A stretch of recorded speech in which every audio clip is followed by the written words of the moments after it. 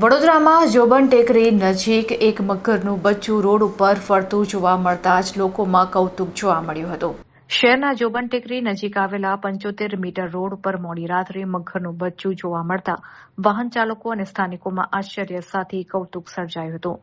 મળતી વિગતો અનુસાર રાત્રિના આશરે 10 વાગ્યાના સમયે જોબન ટેકરી પાસેના મુખ્ય માર્ગ પરથી પસાર થઈ રહેલા વાહન ચાલકોની નજર અચાનક રસ્તા ઉપર ફરી રહેલા નાના મગર પર પડી હતી। રસ્તા પર મગરનું બચ્ચું હોવાની વાત વાયુ વેગે પ્રસરતા જ સ્થાનિક લોકો ત્યાં એકઠા થઈ ગયા હતા અને આ દ્રશ્ય જોઈને લોકોમાં ભારે આશ્ચર્ય ફેલાયું હતું। ઘટના અંગે સ્થાનિક તંત્ર તથા વન વિભાગને જાણ કરવામાં આવી હતી।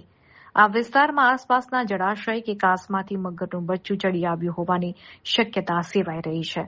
તંત્ર દ્વારા આસપાસના વિસ્તારના નાગરિકો અને વાહન ચાલકોને સાવચેતી રાખવા અને જો મગર કે તેનું બચ્ચું દેખાય તો તરત જ વન વિભાગનો સંપર્ક કરવા અપીલ કરવામાં આવી છે।